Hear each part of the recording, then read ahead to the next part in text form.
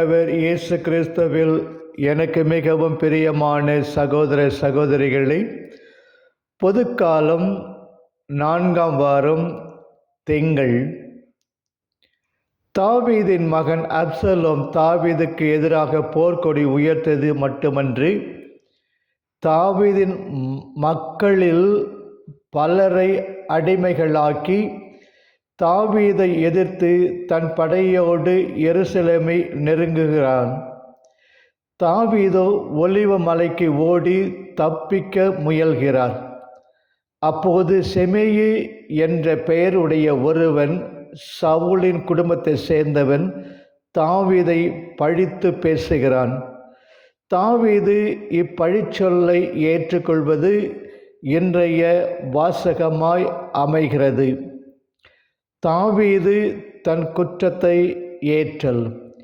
செமேயி தாவீதை நோக்கி, இரத்த வெறியனே, பெலியாவின் மனிதா, தொலைந்து போ என்று வசைமொழி கூறியும் தாவீது மௌனம் காக்கிறார். 2 சாமுவேல் 15:7. அவர் மேல் கல் எறிந்து அவரை காயப்படுத்தினும் அதை ஏற்கிறார். செமேயியை பழிக்கு பழி வாங்க தாவீதுடனிருந்தோர் வேண்டியும், தாவீது இன்னா செய்தாரை ஒருத்தல் அவர் நாண நன்னயம் செய்துவிடல் என்ற முறையிலே அவர்களை அமைதிப்படுத்துகிறார். தான் படும் துன்பமெல்லாம் தன்னுடைய பாவங்களுக்கு தண்டனை என ஏற்றுக்கொள்கிறார். அவன் என்னை பழிக்கட்டும், தாவீதை பழிக்க வேண்டும் என்று ஆண்டவர் அவனுக்கு கட்டளை இட்டிருக்க அவன் இவ்வாறு செய்வானேன் என்று சொல்ல துணிகிறவன் யார்? 2 சாமுவேல் 16:18 என்று வினவி, தான் படும் துயரம் ஆண்டவரிடமிருந்து வந்ததாக ஏற்றுக்கொள்கிறார். தன் மகனே தன் உயிரை பறிக்க தேடுவதும், செமேயியின் பழிப்புரையும் ஆண்டவருடைய கட்டளையின்படியே 2 சாமுவேல் 16:11 நடக்கின்றன என்று அமைதி கொள்கிறார். பிறரால் நமக்கு வரும் துன்பம் கண்டு கலங்கிவிடும் நமக்கு, பழிக்கு பழி வாங்க தேடும் நமக்கு, தாவீது புகட்டும் பாடம் எத்துணை அரியது. அவனின்றி அணுவும் அசையாது என்ற துணிவோடு பிறருடைய தூற்றல்களையும் பழிப்புரைகளையும் பொறுமையோடு ஏற்றுக்கொள்வோம். பொறுத்தார் பூமியாழ்வார் என்பது நம்மால் உண்மைப்படும் வகையில் நடப்போமா?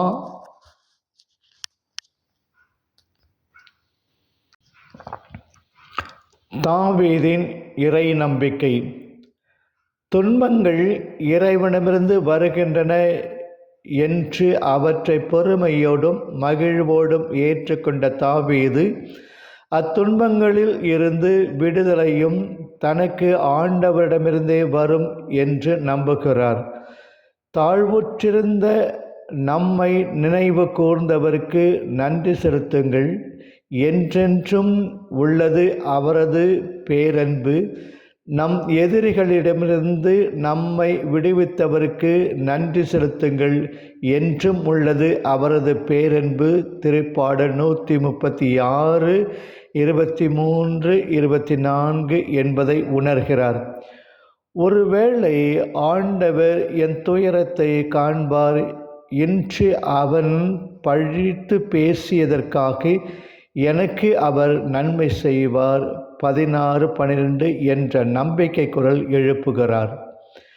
ஆண்டவர் என்னை கை நெகிழ்ந்து விட்டார், என் தலைவர் என்னை மறந்து விட்டார். எசாயா 49:14 என்று தம் துன்பத்தில் கதறி அழுத இஸ்ராயேலிற்கு சொன்ன வார்த்தைகளை தாவீதுக்கும் ஆண்டவர் கூற கூடுமன்றோ? பால் குடிக்கும் தன் மகவை தாய் மறப்பாளோ? கருத்தாங்கினவள் தன் பிள்ளை மீது இரக்கம் காட்டாதிருப்பார்களோ? இவர்கள் மறந்தினும் நான் உன்னை மறக்க மாட்டேன். எசாயா 49:15.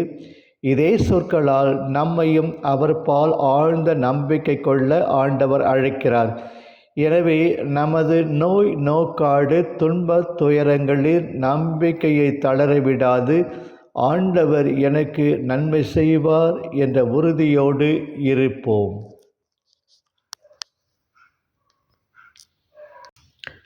நற்செய்தி மார்க்கு இயல் 5 இறை வாக்கியங்கள் 1 முதல் 20 முடிய. பாலஸ்தீனத்திற்கு வெளியே புற இனத்தாரிடையே இன்றைய வாசக நிகழ்ச்சி நடப்பதாக வர்ணிக்கப்படுகிறது.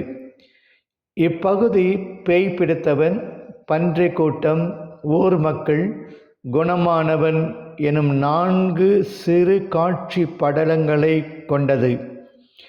புறவினத்தார் மத்தியில் இயேசு. கலிலேயா கடலின் அக்கறையில் புற இனத்தார் வாழும் பகுதியான கெரசேனர் நாட்டிற்கு இயேசு வருகிறார்.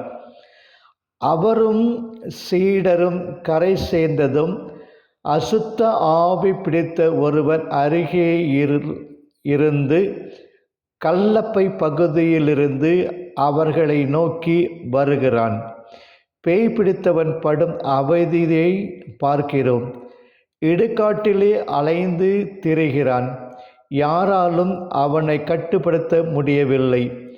ஆனாலும் அவன் மேல் எரிய உள்ள அசுத்த ஆவி அவனை இயேசுவில் பணிய வைக்கிறது. பிற நிகழ்ச்சிகளைப் போன்று எங்கும் எதிர்ப்பையோ வெறுப்பையோ காணோம். மாறாக தன்னை வதைக்க வேண்டாம் என பேய் கெஞ்சுகிறது.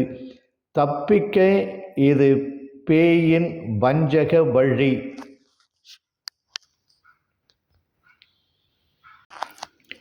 இயேசு விடுதலை அளிக்கும் வள்ளல்.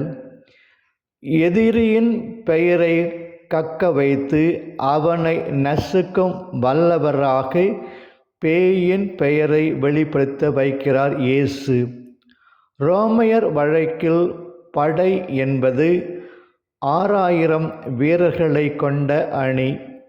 இங்கு நாங்கள் பலர் என்பதை குறிப்பிடவே என் பெயர் படை என்கிறது பேய். இயேசுவின் ஆணை பேய் படையை துரத்துகிறது. அவர் வல்லமையின் முன் சக்தியற்ற பேய் படை அங்கு மேய்ந்து கொண்டிருக்கும் பன்றிகளுக்குள்ளே போய் வாழ அனுமதி கேட்டு கெஞ்சுகிறது.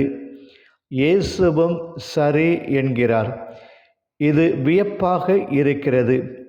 பேயினின்று அம்மனிதனை விடுவிக்கும் இயேசு அப்பன்றி கூட்டத்தை 2000 என கருதப்படுகிறது.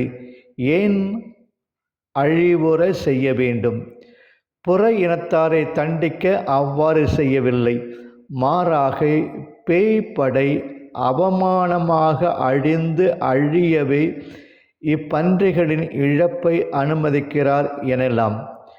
புற இனத்தார் வாழ்ந்த அப்பகுதியில் உள்ள தீய சக்திகளை எல்லாம் இயேசு அழித்து விட்டார் என்பதை இக்காட்சி தத்துருவமாக எடுத்து கூறுவது போல் அமைந்துள்ளது. இந்நிகழ்ச்சியின் முழு பொருளையும் விளக்க முயற்சிப்பதில் பயனில்லை. மையமான செய்தி பேதியின் ஆதிக்கத்திலிருந்து இயேசு மனிதனை விடுவிக்கிறார் என்பதே ஆகும். மற்ற அழிவுகள் எல்லாம் முக்கியமல்ல.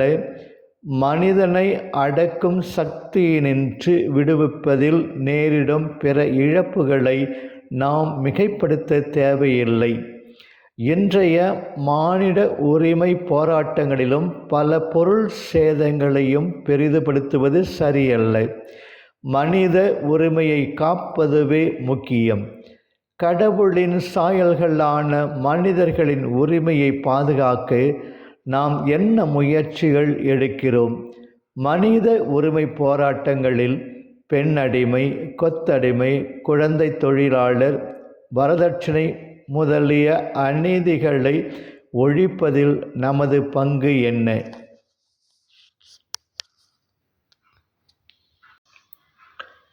இச்செய்தி ஊரெங்கும் பரவுகிறது. மக்கள் திரண்டு வருகின்றனர். பார்த்தவரிடம் கேட்டு தெரிந்து கொள்கின்றனர். குணமானவனை காண்கின்றனர். ஆயினும் இத்தகைய வல்லமை மிக்க தம்மிடையே வந்தாரே என மகிழ்ச்சியோ நம்பிக்கையோ காட்டவில்லை. மாறாக 2000 பன்றிகளை இழக்க வைத்து விட்டாரே, இன்னும் என்ன விபரீதம் விளைவிப்பாரோ என்ற அச்சத்தால் தங்கள் பகுதிகளை விட்டு போய்விட அவரை கேட்டுக்கொள்கின்றனர். இன்றும் இயேசு இருந்தால் தொல்லைத்தான் என்று நினைத்து அவரை விரட்டுபவர்கள் உளர் அன்றோ? ஏன் நாமும் கூட இயேசுவின் வல்லமை மிக்க செயல்களை ஏற்க தயாராக இல்லை. எத்தனையோ முறை இயேசுவை தவிர்க்க முயற்சிக்கிறோம். அவர் செயல்முறைகள் நமக்கு உகந்தன அல்ல என விலக்கி விடுகிறோம். இயேசுவை பின்பற்றுவதும் இயேசுவோடு வாழ்வதும் பாதுகாப்பை தாண்டி எதிர்பாராத இறை வழிகளை சந்திக்க அழைக்கிறது. கோழைகள் இயேசுவின் சீடராய் வாழ முடியாது என்பதை உணர்கின்றேனா? உணர்ந்து கொள்ள இத்திருப்பலி நமக்கு வரமழை பொழியட்டும். ஆண்டவர் இயேசு நம்மை நிறைவாக ஆசீர்வதிப்பாராக. ஆமென்.